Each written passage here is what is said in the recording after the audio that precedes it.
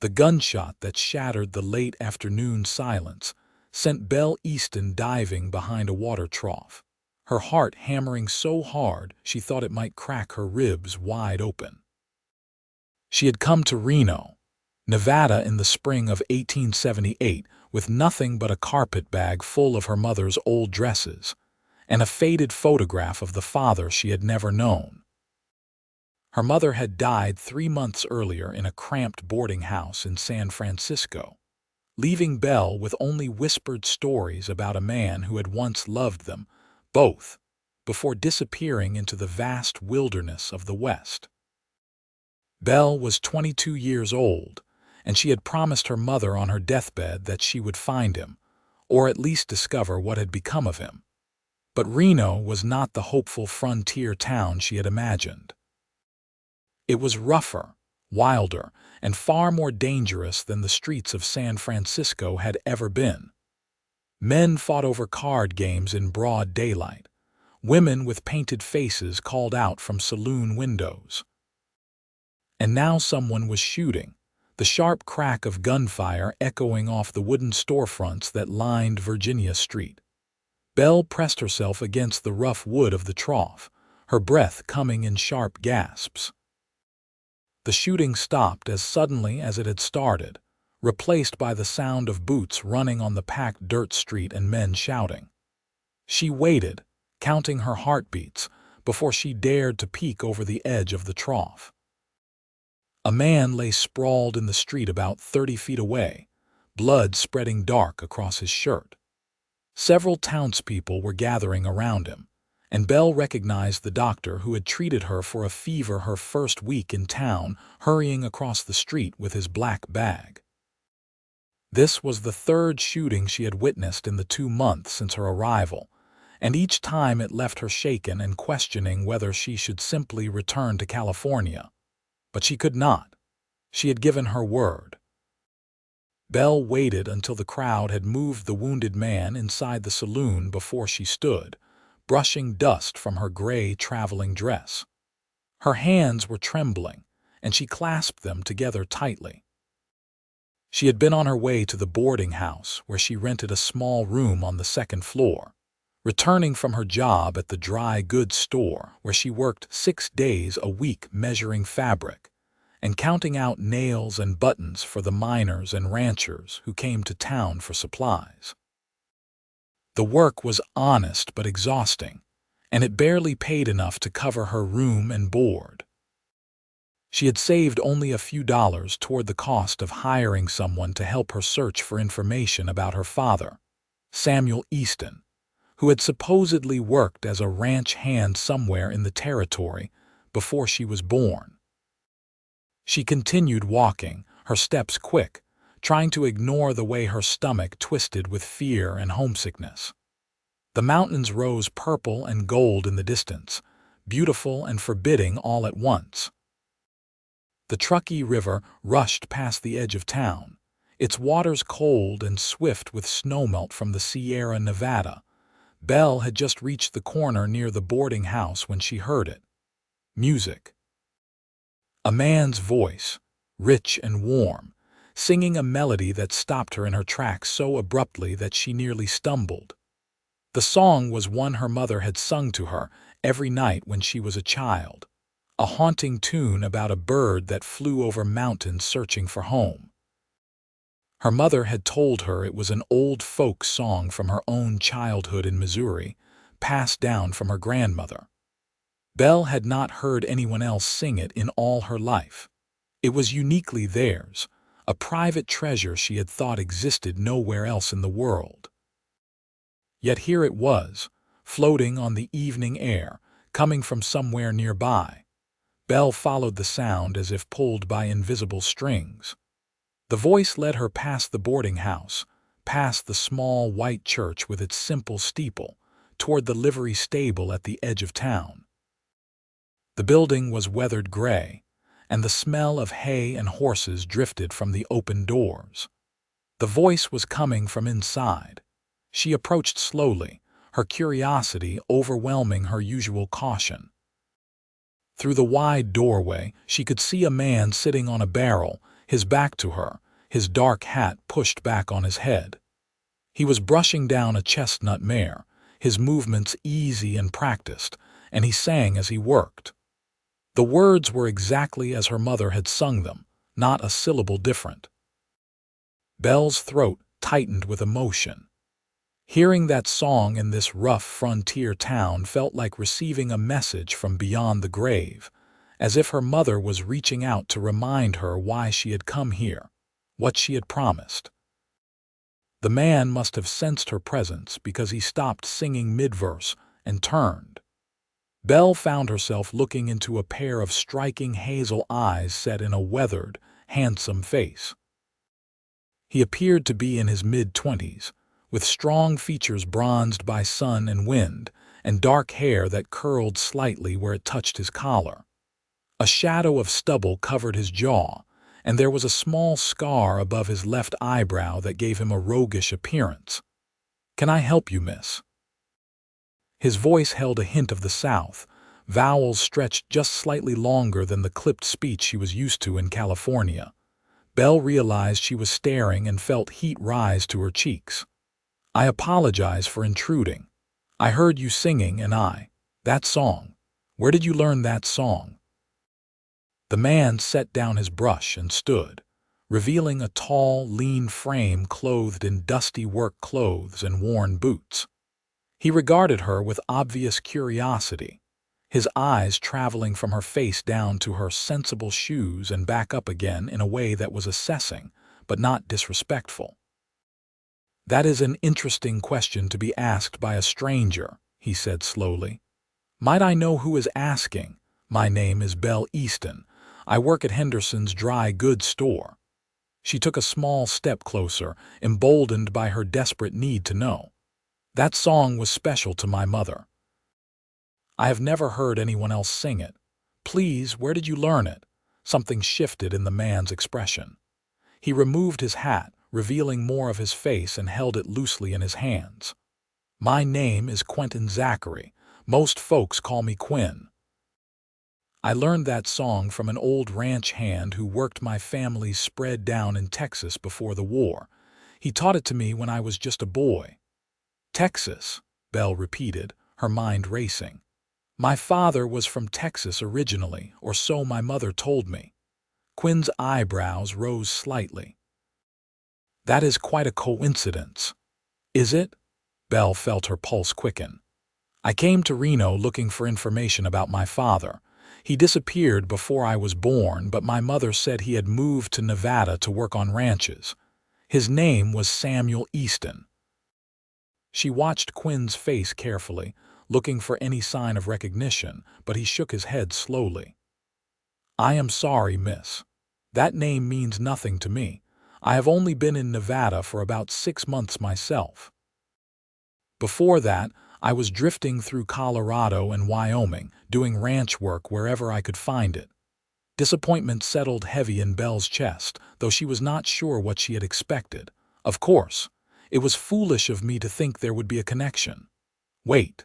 Quinn held up a hand. "Do not rush off. That song means something to you, clearly, and I did not mean to cause you distress by singing it. If you would like, I could tell you more about where I learned it. The old man who taught me, his name was Joseph Carter, and he had traveled all over the West. Perhaps he crossed paths with your father at some point." Belle hesitated. Every instinct told her to be cautious around strange men in this wild town, but there was something in Quinn's manner that seemed genuine, something that made her want to trust him. Perhaps it was simply that he had been singing her mother's song, creating an inexplicable bond between them. "I would appreciate that," she said quietly. "Though I should return to my boarding house. It will be dark soon, and the landlady worries if I am out late." Quinn nodded. "I understand. Would you allow me to walk you back? The streets can be dangerous after the sun sets, especially with all the trouble lately." "You mean the shooting this afternoon? That and other things?" "There has been tension between some of the ranchers and a group of miners who think they have claim to water rights that the ranchers say belong to them. It has made everyone quick to anger." Quinn reached for a worn leather vest hanging on a nail and shrugged it on. "I try to stay out of such disputes, but they have a way of pulling everyone in whether they like it or not." They walked together back toward the center of town, Quinn leading his horse, a sturdy bay gelding with a white star on its forehead. The sun was sinking toward the mountains, painting the sky in shades of orange and pink that seemed almost too vivid to be real. "Tell me about this Joseph Carter," Belle said as they walked. "What was he like?" Quinn's expression softened with memory. "He was old when I knew him, his hair white as snow and his hands gnarled with arthritis. But he was the best horseman I ever saw, and he could play the fiddle like an angel. He had worked cattle drives from Texas all the way to Montana, seen the country when it was even wilder than it is now. He told stories that would keep us boys awake all night, tales of stampedes and outlaws and Indian raids. He sounds remarkable." "He was. He died when I was about 15, and I have missed him ever since. He was more of a father to me than my own ever was." There was a note of bitterness in Quinn's voice that he did not elaborate on, and Belle did not press. They had reached the boarding house, a 2-story building with a sagging porch and windows that glowed with lamplight. Belle stopped at the bottom of the steps and turned to face Quinn. "Thank you for walking me back, Mr. Zachary." "Quinn, please. And it was my pleasure, Miss Easton." He paused, seeming to consider his next words carefully. "Would you allow me to call on you? I feel like we have a connection through that song, strange as it sounds. And I would like to help you search for information about your father if I can." Belle's heart gave an unexpected flutter. She barely knew this man, yet she felt drawn to him in a way that both thrilled and frightened her. "I would like that," she heard herself say. "I work at the store most days until 5 o'clock. Then I will come by tomorrow after you finish work if that suits you." "It does." Quinn tipped his hat to her, and Belle climbed the steps to the boarding house, very aware of his eyes on her back. She resisted the urge to turn and look at him again before she opened the door and stepped inside. The landlady, Mrs. Cooper, was setting the table for supper in the dining room. She was a stout woman in her 50s with iron gray hair pulled back in a severe bun, but her eyes were kind. "You are late tonight, dear," she said when she saw Belle. "I was beginning to worry. There was a shooting on Virginia Street, and I had to wait until it was safe to pass." Belle untied her bonnet and hung it on the rack by the door. "I am sorry to have worried you." "This town grows more lawless by the day," Mrs. Cooper said, shaking her head. "Sometimes I think about selling this place and moving somewhere more civilized, Seattle perhaps, or back east." But Belle knew she would never do it. Mrs. Cooper had lived in Reno for 20 years, since before it was even properly a town, and she loved it despite its roughness. Supper was simple but filling. Beef stew with potatoes and carrots, fresh bread, and dried apple pie for dessert. Belle sat with the other 3 boarders, 2 miners and an elderly clerk from the land office, and listened to them discuss the shooting and the ongoing dispute over water rights. She contributed little to the conversation, her mind occupied with thoughts of Quinn Zachary and the impossible coincidence of hearing her mother's song. That night, lying in her narrow bed in the small room that held all her earthly possessions, Belle found sleep elusive. Through her window, she could see stars scattered thick across the black sky, more stars than she had ever seen in San Francisco, where coal smoke and fog obscured the heavens. She thought about her mother, about the promises she had made, about the handsome stranger who had somehow learned a song that should have been known only to her family. She thought about the way Quinn's eyes had looked in the fading light, warm and interested and genuine. And she thought about tomorrow, when she would see him again. The next day dragged interminably. Belle measured yards of calico for a rancher's wife, weighed out nails for a carpenter, and wrapped parcels with string until her fingers ached. She kept glancing at the clock on the wall, watching the hands creep forward with agonizing slowness. Mr. Henderson, the store's owner, noticed her distraction. "You seem restless today, Miss Easton. Are you feeling well?" "Perfectly well, thank you, sir. Just a bit tired, perhaps." He grunted and returned to his ledgers. He was a fair employer, if somewhat gruff, and he had never given Belle any reason to complain. The work was honest, the pay was regular, and he did not try to take liberties as some men might with a young woman alone in the world. When 5 o'clock finally arrived, Belle removed her work apron and retrieved her bonnet. Her hands were shaking slightly as she tied the ribbons, and she silently chided herself for acting like a silly girl. Quinn was simply being kind. He had offered to help her search for her father, nothing more. But when she stepped outside and saw him waiting across the street, leaning against a hitching post with his hat tipped back, and the evening sun gilding his profile, her breath caught in her throat in a way that had nothing to do with simple kindness. He straightened when he saw her and crossed the street with long, easy strides. "Good evening, Belle.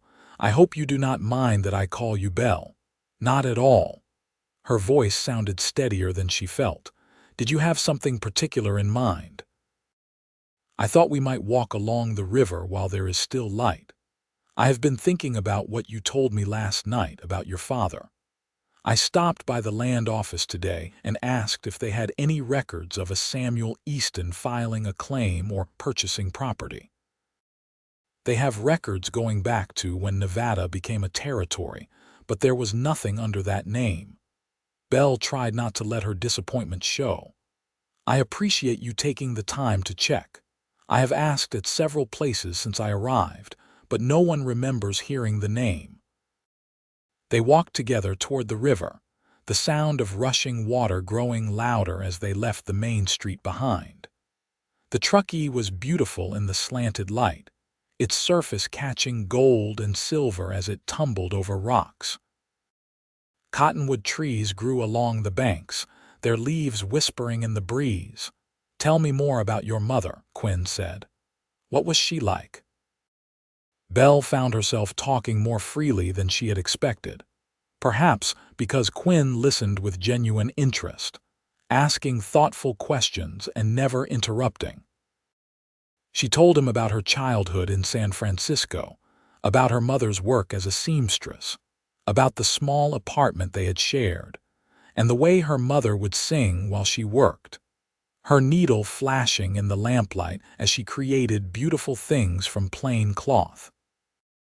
"She never spoke ill of my father," Belle said. "Even though he left her alone and expecting a child, she always said he must have had good reasons, that he had loved her truly even if circumstances pulled them apart. I think she spent her whole life hoping he would come back. But he never did." "No, and now I will never know what happened to him or whether he ever thought of us at all." Belle's throat tightened and she looked away, not wanting Quinn to see the tears that threatened. Quinn was quiet for a moment. When he spoke, his voice was gentle. "My father was a hard man. He believed in discipline above all else, and he had no patience for weakness or sentiment.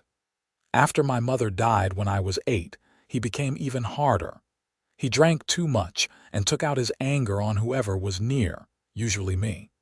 Joseph Carter was the only one who showed me any kindness in those years." "I am so sorry." Belle looked at him, seeing the shadow of old pain in his eyes. "I left home when I was 17 and never went back. Last I heard, the old man was still running the ranch, mean as a snake and twice as bitter.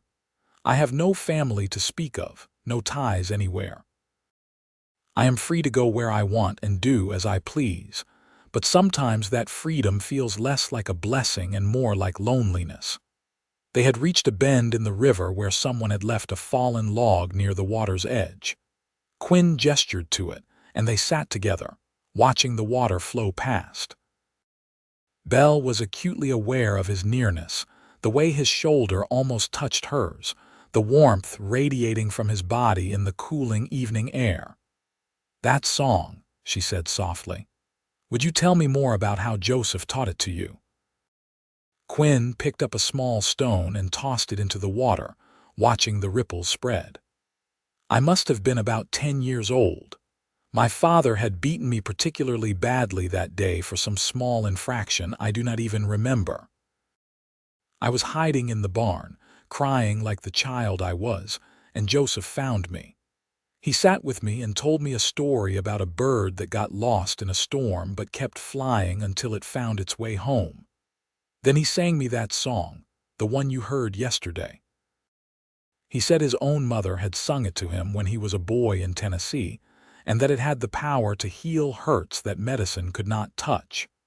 Belle felt tears spill down her cheeks. "My mother said almost the same thing. She said it was a song for mending broken hearts." "Then perhaps that is why we both needed to learn it," Quinn said quietly. He turned to look at her, and the expression in his eyes made her pulse race. "I have not been able to stop thinking about you since last night, Belle.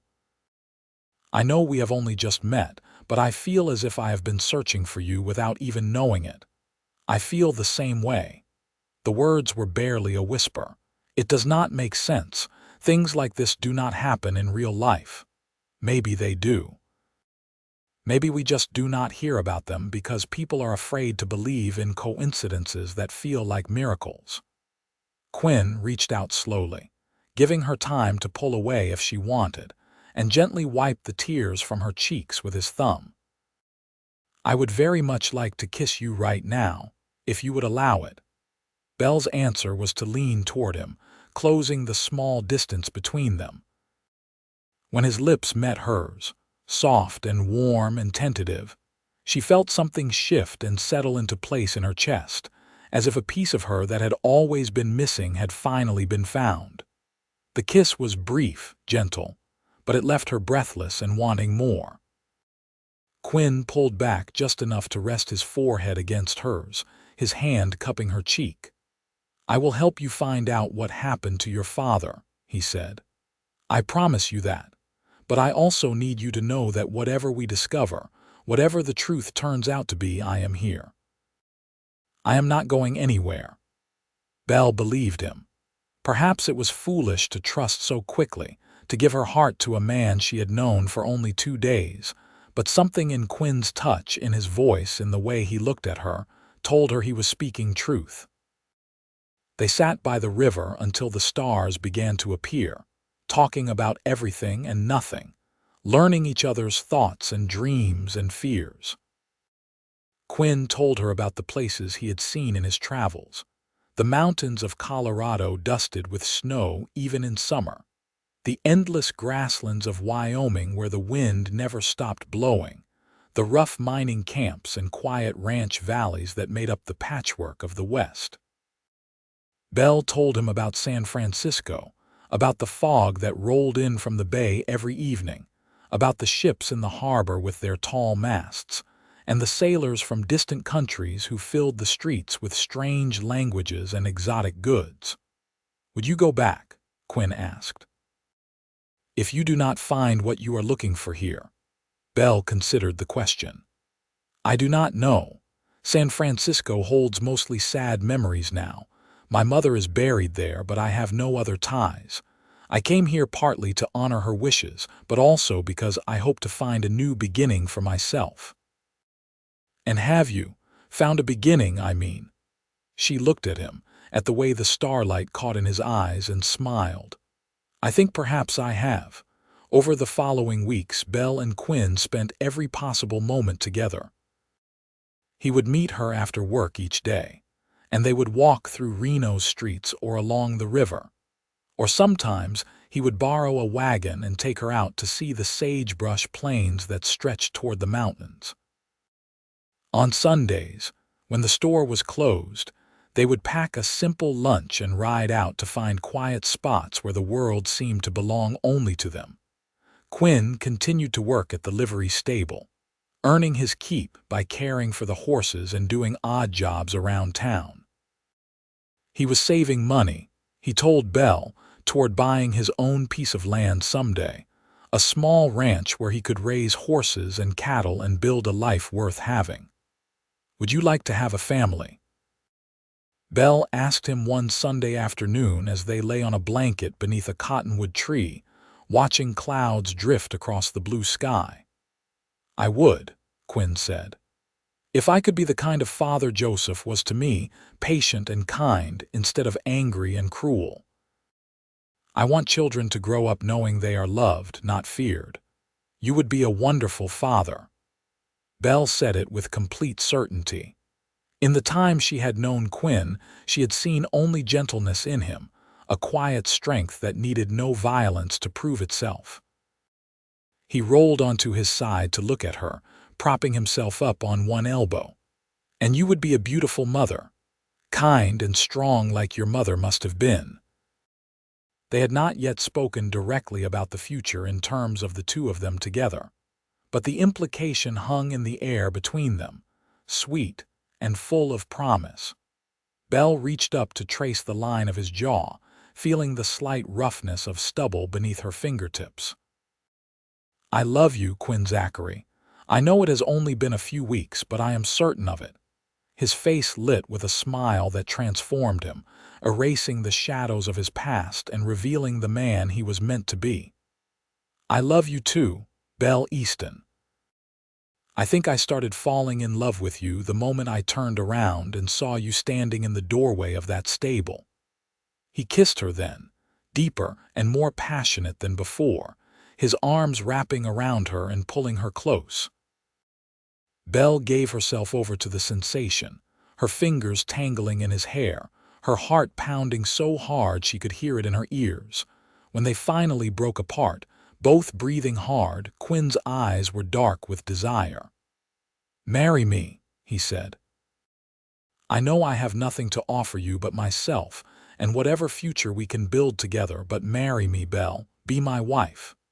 "Yes," she did not hesitate. "Yes, Quinn, I will marry you." They set the date for a month away, wanting to be properly married in the small church with Mrs. Cooper and the few friends they had made in Reno as witnesses. Belle wrote a letter to her mother's sister in Missouri, the only family she had left, though she did not expect a response in time for the wedding. The weeks that followed were filled with preparations. Belle bought fabric from Henderson's store at a discount and stayed up late in her room sewing a simple but pretty dress of ivory cotton with lace trim at the collar and cuffs. Mrs. Cooper, delighted at the prospect of a wedding, insisted on baking the cake and hosting a small reception at the boarding house afterward.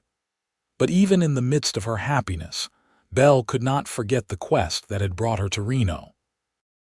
She and Quinn continued to search for any trace of her father, asking questions of old-timers in saloons, checking records at the courthouse, following leads that always seemed to go nowhere. Then, 3 weeks before the wedding, they finally found something. Quinn had been talking to a freight hauler who made regular runs between Reno and the smaller settlements in the surrounding valleys. The man mentioned that he had once delivered supplies to a ranch owned by a family named Easton, though that had been years ago, and he thought the place had long since been abandoned. "Did he say where?" Belle asked, gripping Quinn's arm. "About 15 miles north of here, up toward Honey Lake Valley. He said the ranch was in a small canyon with a creek running through it. He remembered it because the woman who lived there was kind to him, always offered him coffee and a meal before he headed back." A woman, Belle's heart raced. Did he say what her name was? He could not remember. "But Belle, even if we find this place, even if someone named Easton did live there once, it might not be your father. Easton is not such an uncommon name." "I know, but I have to try. We have come this far," Quinn nodded. "Then we will go. Tomorrow is Saturday. We can leave early and be back before dark if we push hard." That night, Belle lay awake imagining what they might find. She pictured a kindly old man who would embrace her and weep with joy at discovering he had a daughter. She pictured a grave marker that would at least give her closure. She pictured 100 different scenarios, each one ending differently. They left at dawn, riding Quinn's horse together with Belle seated in front of him, his arms secure around her waist. The morning was cool and clear, the air sharp with the scent of sage and pine. They followed the freight hauler's directions, heading north on a rough track that wound between rocky hills covered in scattered junipers.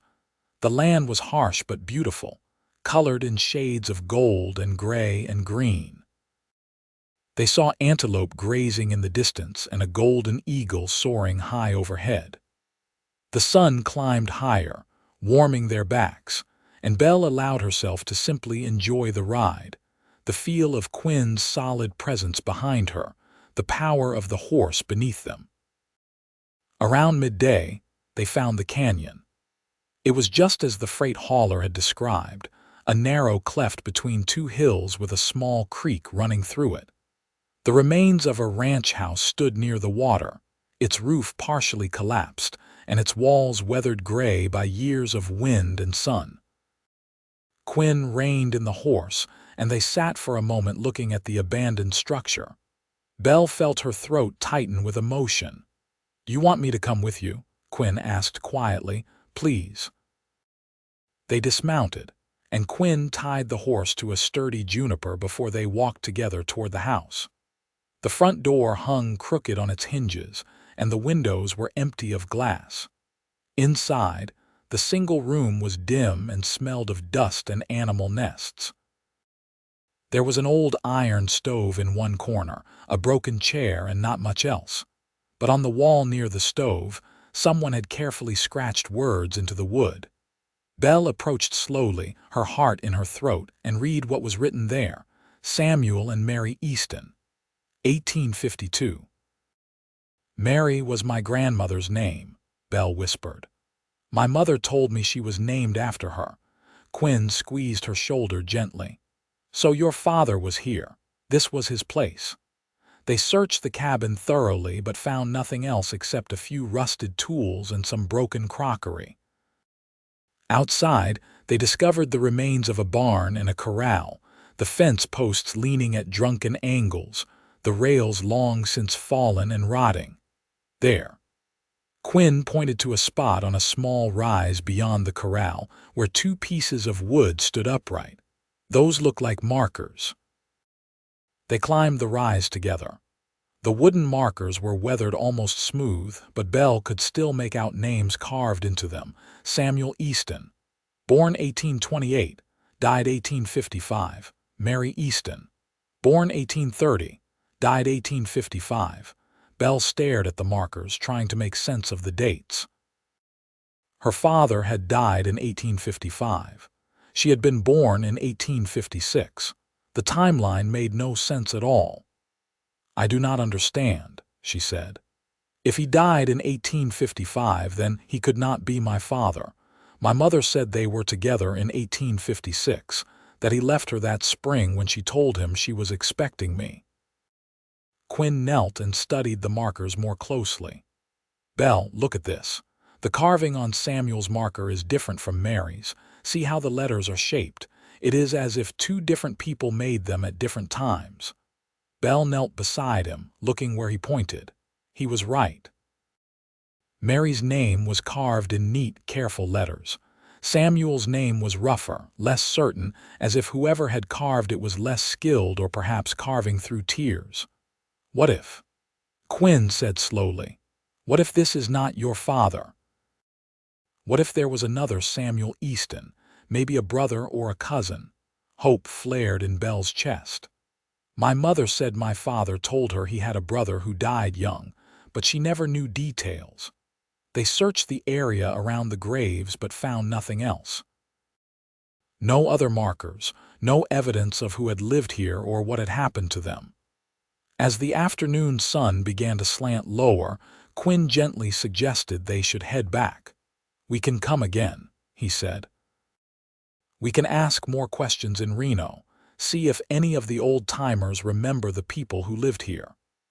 Belle took one last look at the abandoned ranch, trying to imagine her father here as a young man, trying to picture the life he might have lived. "Thank you for bringing me here," she said. "Even if we did not find all the answers, at least we found something." On the ride back to Reno, Belle leaned against Quinn's chest and let herself be comforted by his steady heartbeat. They spoke little, both lost in thought, but his arms around her waist were warm and strong, and she knew that whatever mysteries remained about her past, her future was secure in the love they shared. That evening, back at the boarding house, Mrs. Cooper mentioned that a man had come by asking for Belle while she was out. "He said he was an old friend of your mother's from San Francisco. He heard you were in Reno and wanted to see you. I told him you would be back this evening." Belle exchanged a puzzled glance with Quinn. "Did he give his name?" "He did, though I am afraid I do not remember it. William something, I think. He said he would return tomorrow afternoon." Belle could not think of anyone named William who had been a friend of her mother's, but she supposed there were many people her mother had known that Belle had never met. She thanked Mrs. Cooper and went upstairs to change out of her dusty riding clothes. The next afternoon, Belle was sitting in the boarding house parlor working on the trim for her wedding dress when Mrs. Cooper showed in a visitor. The man was perhaps in his late 40s, well dressed in a dark suit and carrying a leather satchel. His face was kind but worn, with deep lines around his eyes and mouth.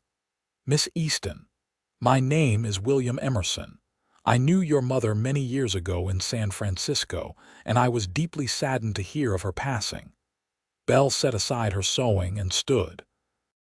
"Thank you for your condolences, Mr. Emerson. Please, sit down.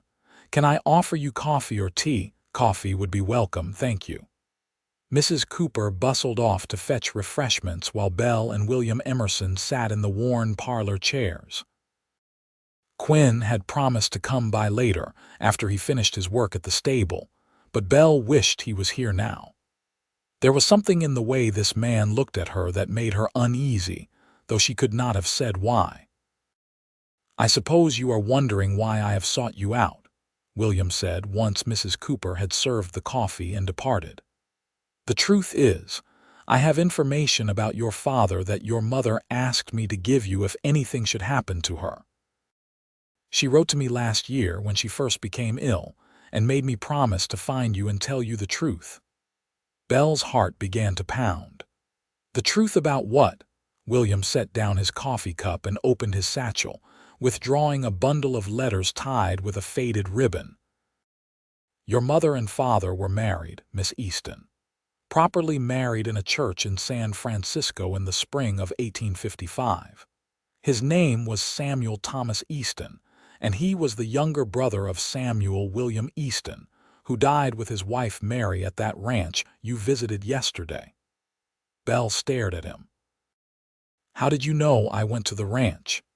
"I have been making inquiries around Reno for the past several days, trying to find you. I heard you had been asking questions about Samuel Easton. I went to that ranch myself many years ago, which is how I knew where to direct you if you asked." "You knew about the ranch.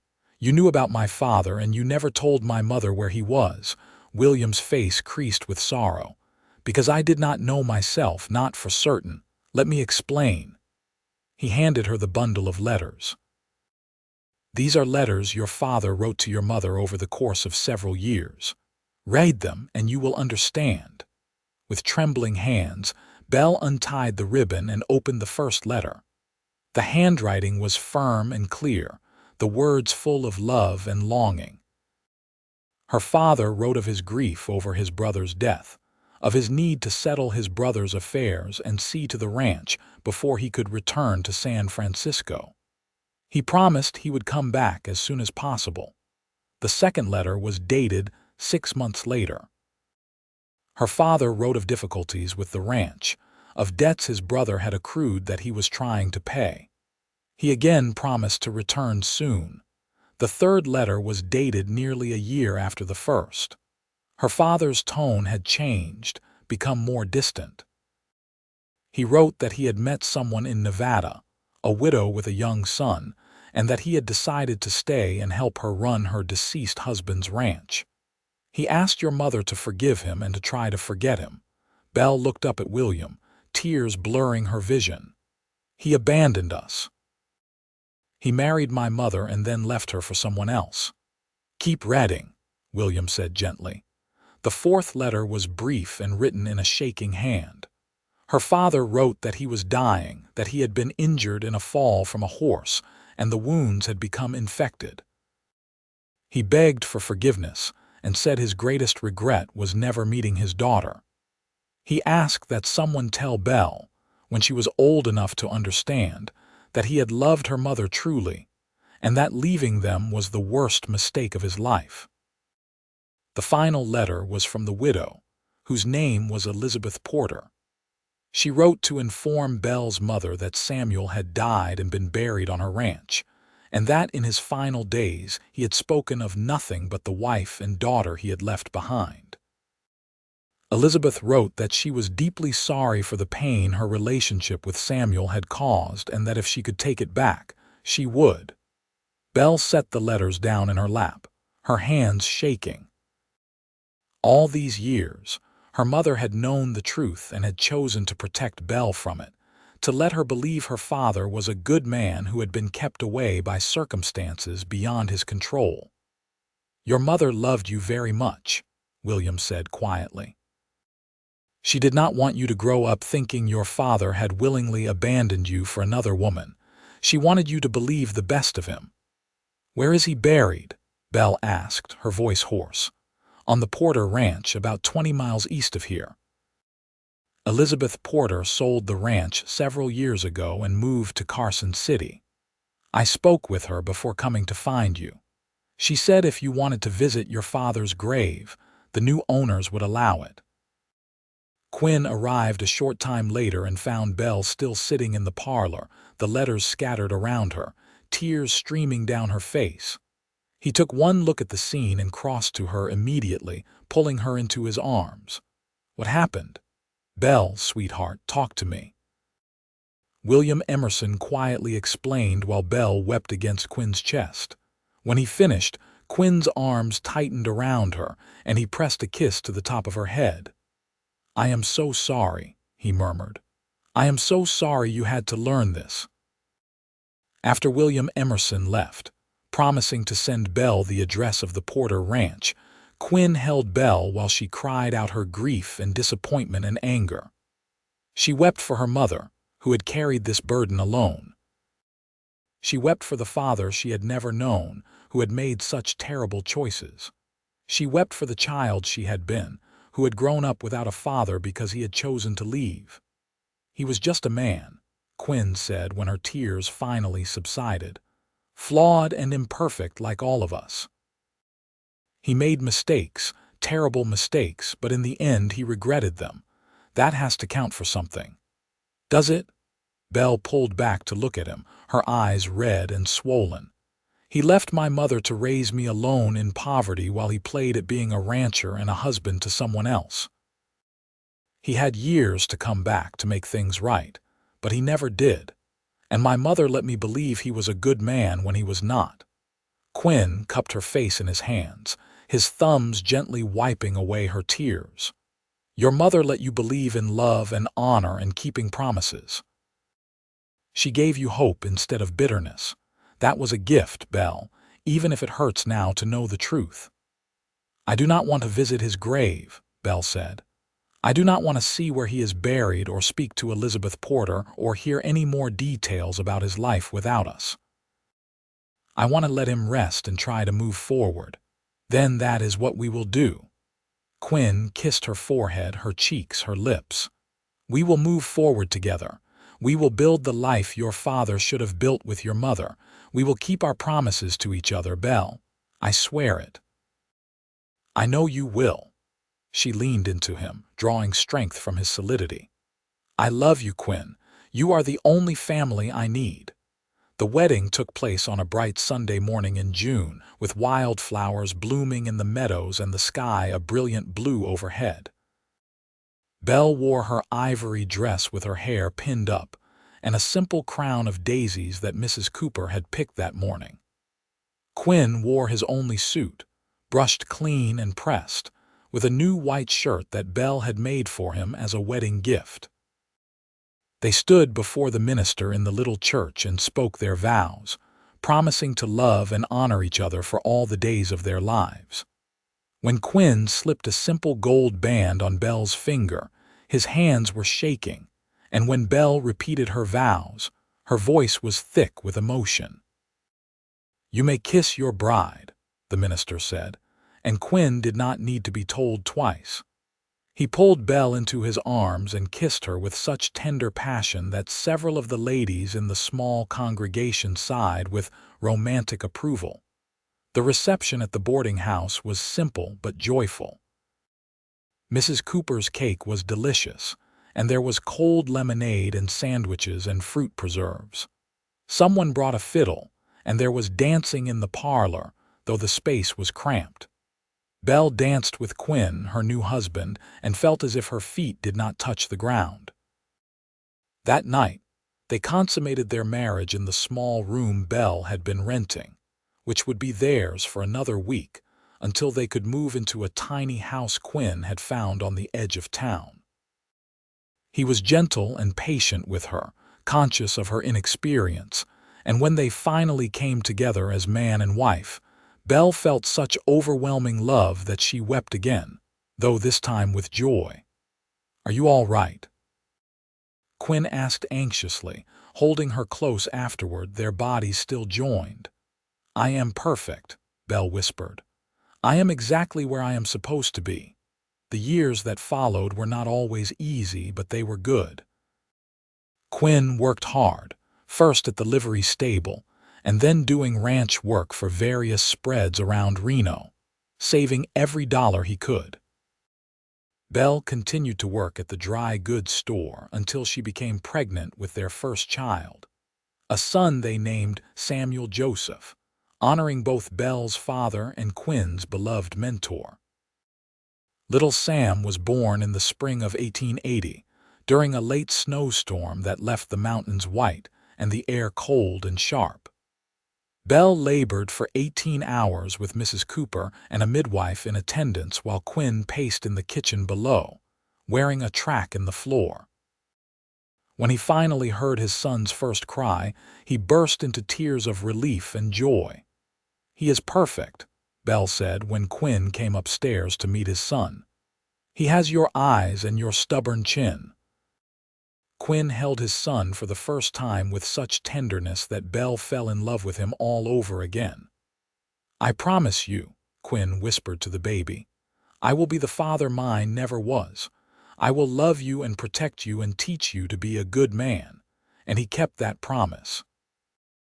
As Sam grew from baby to toddler to young boy, Quinn was patient and kind, teaching him to ride and rope and care for animals, but also teaching him to read and to treat all people with respect and to stand up for what was right.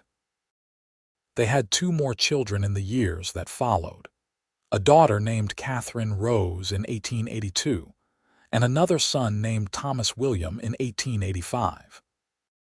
Quinn finally saved enough money to buy a small piece of land north of Reno, not far from where Belle's uncle's ranch had been, and there he built a house with his own hands, a sturdy structure with 3 bedrooms and a wide porch that faced the mountains. They raised horses and cattle, worked side by side from dawn until dusk, and built a life that was exactly what they had both dreamed of. The children grew up strong and healthy, knowing they were loved, their home filled with laughter and music. And Quinn still sang that old song, the one that had brought him and Belle together. He sang it to their children when they were sick or scared or sad, and later he taught it to them so they could sing it with him. It became a family tradition, that song, a thread connecting generations and carrying forward the memory of Belle's mother and Quinn's Joseph Carter. On their 10th wedding anniversary, Quinn surprised Belle by taking her back to the spot by the Truckee River where he had first kissed her. The log where they had sat was long gone, washed away by spring floods, but the place was still beautiful, still peaceful. "You ever regret it?" Quinn asked as they sat on the bank, watching the water flow past. "Marrying a drifter with nothing to his name." "You could have done better, found a richer man with more prospects."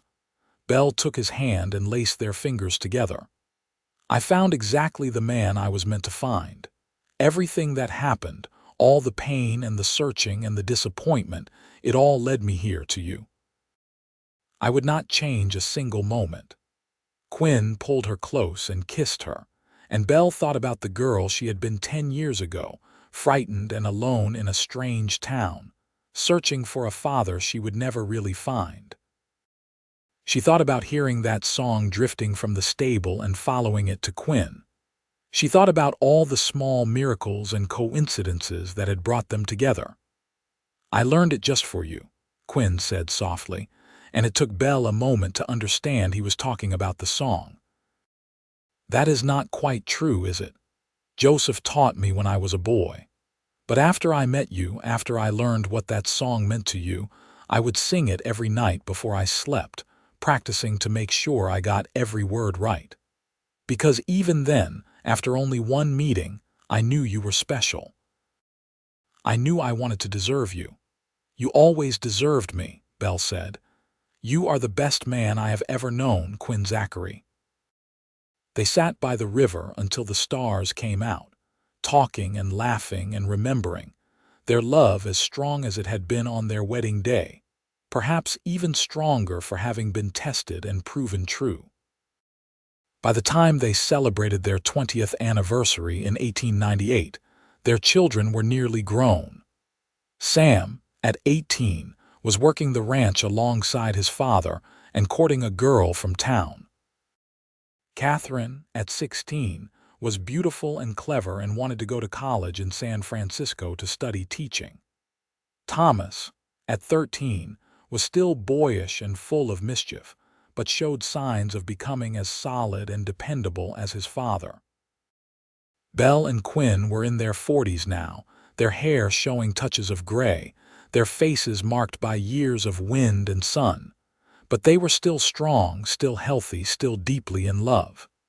"I want to take you somewhere," Quinn said one evening after supper. "Will you ride with me tomorrow?" Belle agreed, curious, and the next morning they left the children in charge of the ranch and rode out together.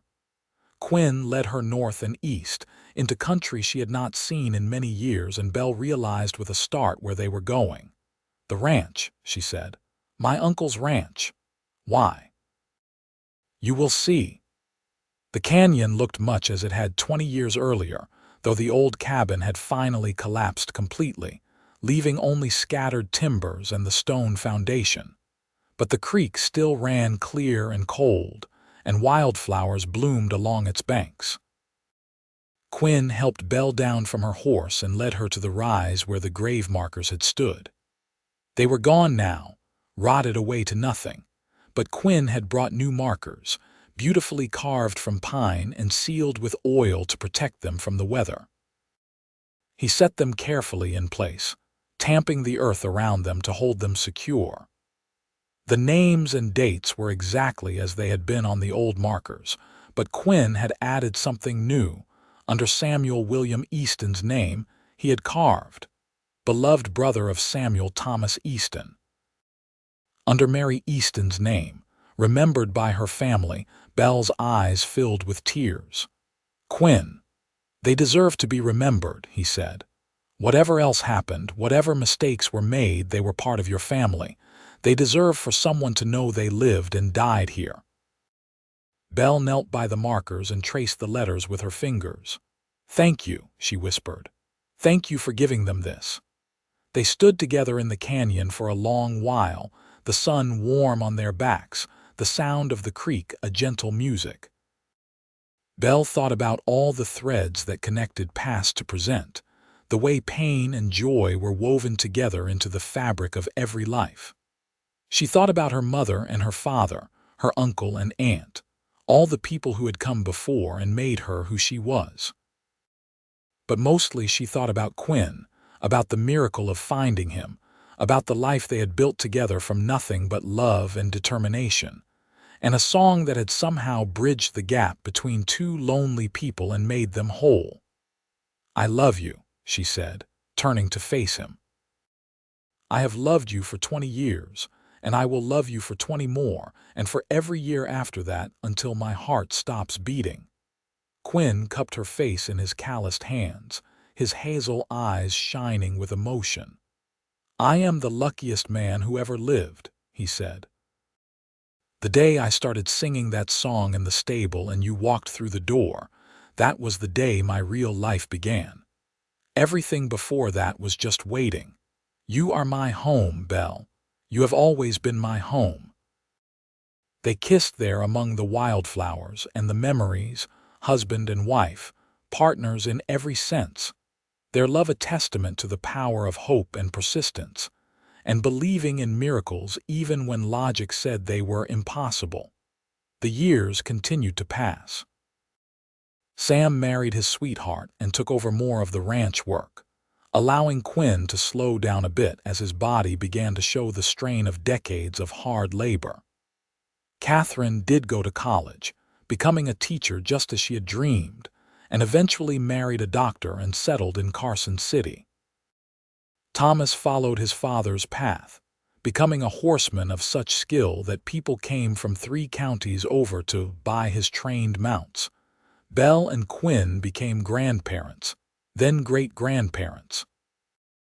They watched their family grow and spread like the branches of a strong tree, each generation carrying forward the values they had instilled: kindness, honesty, hard work, and above all, the belief that love was worth fighting for.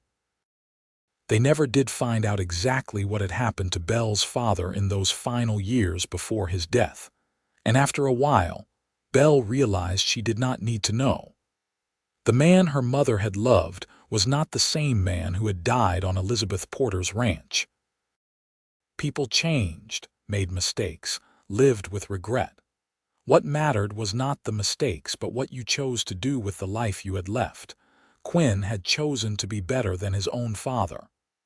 Belle had chosen to honor her mother's memory by building the happy family her mother had been denied. Together, they had created something that would last beyond their own lives, a legacy of love that would ripple forward through time. On a warm afternoon in the summer of 1920, Quinn and Belle sat together on the porch of their ranch house, watching the sun set over the mountains. They were both in their 60s now, their bodies slowed by age but their minds still sharp, their love undiminished by the passing years. "Sing me our song," Belle said, resting her head on Quinn's shoulder. And Quinn sang, his voice still rich despite his age, the melody as beautiful as it had been the first time she heard it 42 years earlier. Belle closed her eyes and let the music wash over her, remembering the girl she had been, the promises she had made, the long journey that had brought her here. When the song ended, she lifted her head and kissed Quinn's weathered cheek. "Thank you for learning it just for me." Quinn smiled, the same smile that had made her heart flutter all those years ago. "I would learn 1,000 songs if it would make you happy. I would do anything for you, Belle. I always have, I always will."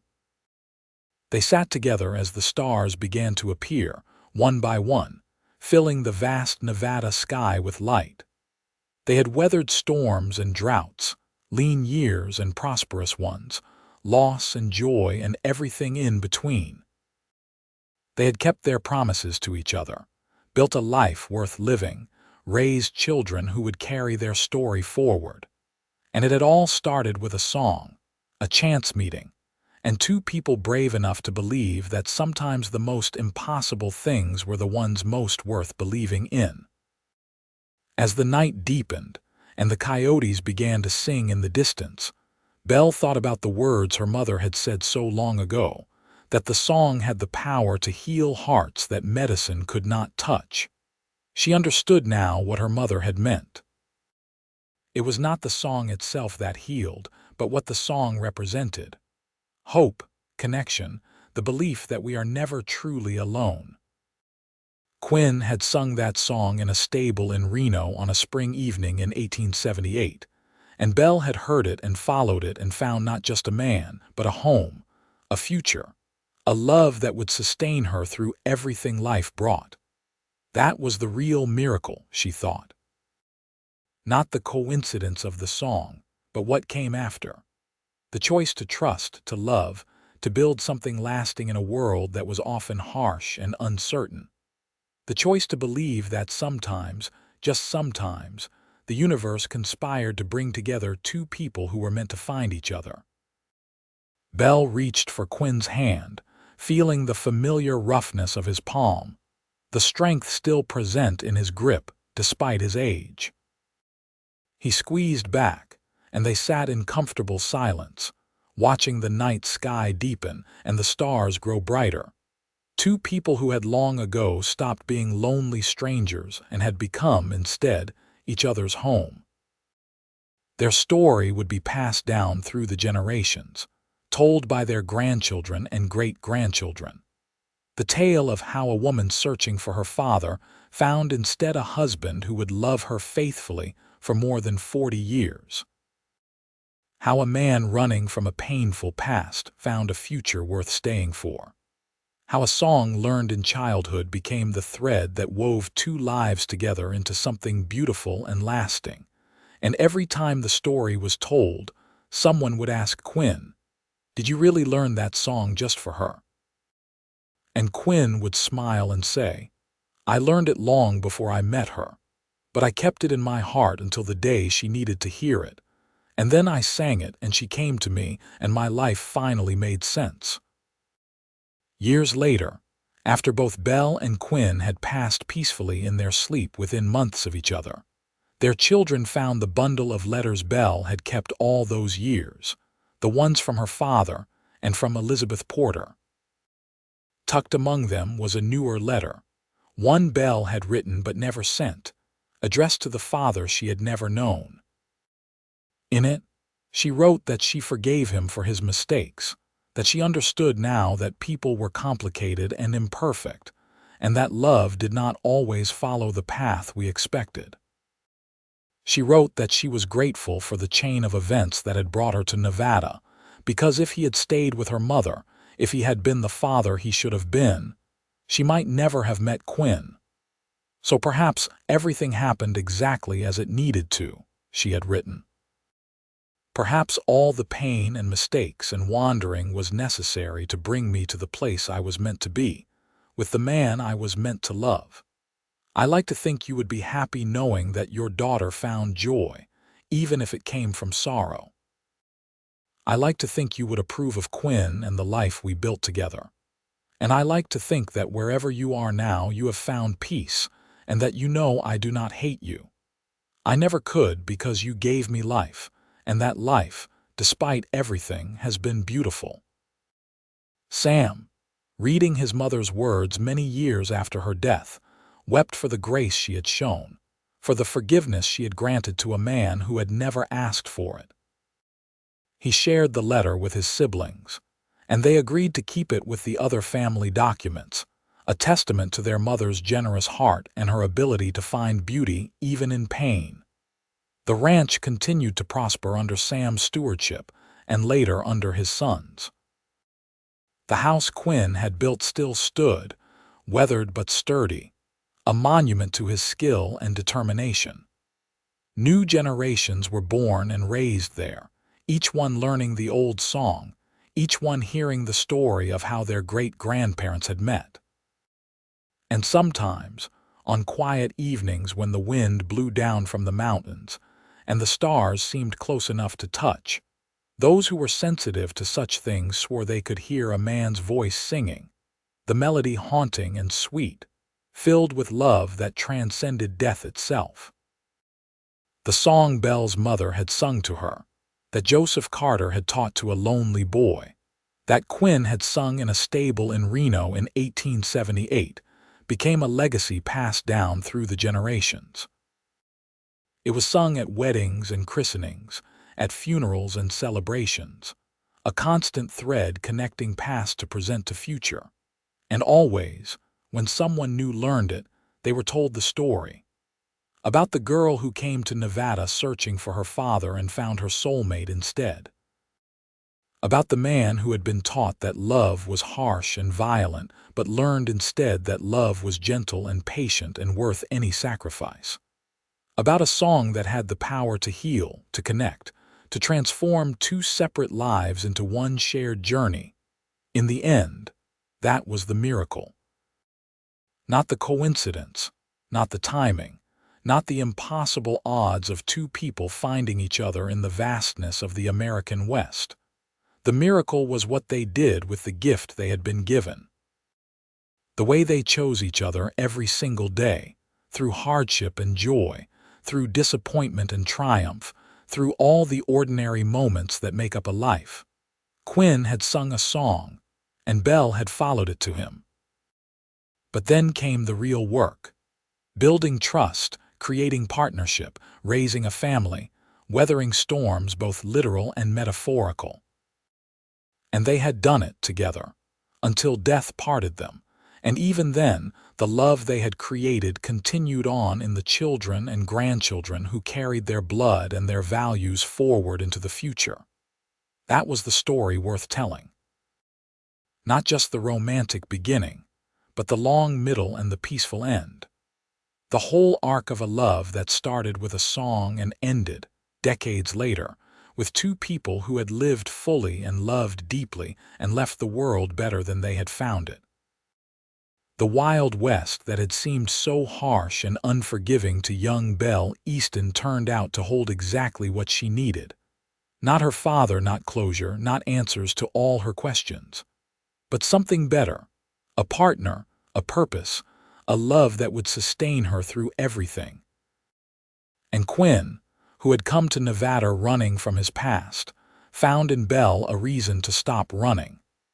A reason to put down roots, to build instead of drift, to become the man he had always had the potential to be. They saved each other, those two. Not in dramatic fashion, not with grand gestures, but in small, daily ways. With kindness and patience, with laughter and tears, with the simple act of choosing to stay, to commit, to love even when it was difficult. That was their legacy. Not wealth, not fame, not great historical significance. Just a life well lived, a love faithfully kept, a family raised with care and attention. It was enough.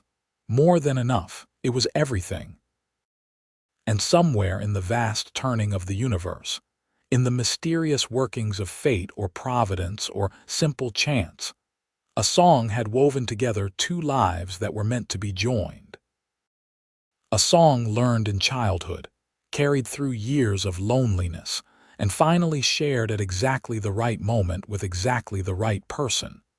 Quinn had said he learned it just for Belle, and in a way, that was true. Everything in his life, every hardship and every joy, had been preparing him for the moment he would turn around in that stable and see her standing in the doorway, drawn by a melody that meant home and healing and love. And Belle, searching for a father she would never truly find, had instead found something better.